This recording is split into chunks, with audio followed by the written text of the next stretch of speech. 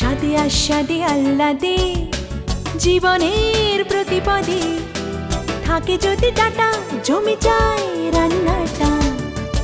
আপনার বাড়ির রান্নাটা কি সবসময় স্বাদে আস্বাদে ভরে থাকে? তাহলে ডাকুন ডাটার রান্নাঘরের টিমকে। থাকুন না যে কোনো জেলায়, আমরা হাজির হয়ে যাব আপনার দোরগোড়ায়। আমাদের হোয়াটসঅ্যাপ নাম্বার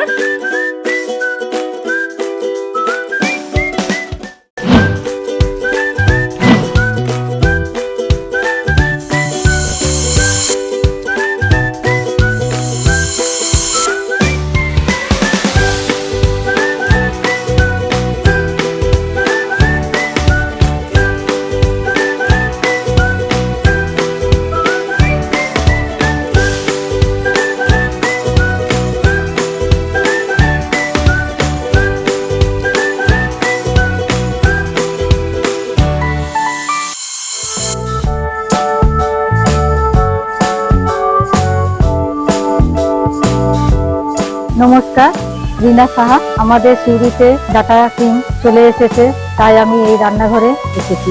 আজকে আপনাদের জন্য আমি নিয়ে এসেছি একটু টক ঝাল মিষ্টি আপেলের সবজি। চলুন এটাতে কি কি লাগে আমরা দেখিয়ে দিই। এটাতে লাগছে আপেল, পেঁয়াজ, ক্যাপসিকাম, টমেটো এবং গরম মশলা, জিরে গুঁড়ো, গোলমরিচ গুঁড়ো, হলদি, লঙ্কা গুঁড়ো, গোটা গরম মশলা, নুন, চিনি আর তেল, আর soya sauce, chilli sauce, tomato sauce, কিশমিশ, গার্নিশের জন্য একটু ধনে পাতা। এটা ফোড়নের জন্য তেজপাতা আর শুকনো লঙ্কা। রান্নাটা একটু শুরু করি। প্রথমে আমি একটু তেল দেবো, আন্দাজ মতন তেল দিলাম।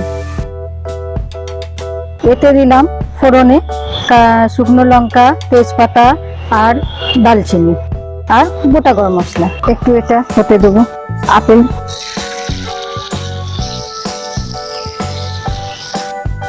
হালকা ভাজবো। এবার একটু পেঁয়াজ,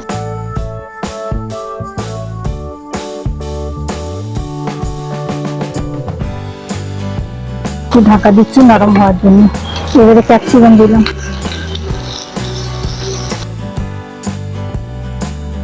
ক্যাপসিকাম দিয়ে একটু ঢাকা দিলাম। এইবারে দেখি চাপা দেওয়ার পরে কি আছে, একটু নরম হয়েছে। এবারে আমি টমেটো দিলাম। কিছুক্ষণের জন্য আমি ঢাকা দিলাম।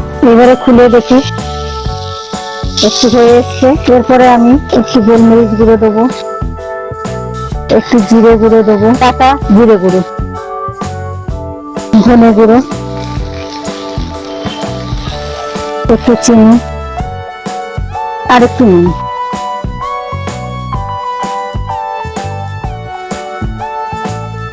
একটু কষিয়ে নিয়ে আবার ফিরে আসছি।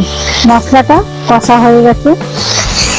এরপরে আমরা টমেটো সস দেবো, এক এক করে টমেটো সস, চিলি সস আর সয়া সস।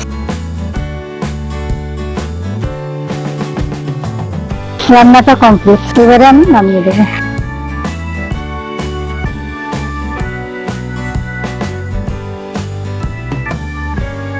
এই তো আপেলের তরকারি তৈরি। আমরা তো প্রায় খাই, কিন্তু এবারে আপনারা খান, খেয়ে দেখুন, বাড়িতে রান্না করবেন, অবশ্যই ভালো লাগবে। আর ভালো লাগলে কমেন্ট আর লাইক করবেন। আপনারা ডাটা রান্নাঘর থেকে সাবস্ক্রাইব করবেন। নমস্কার।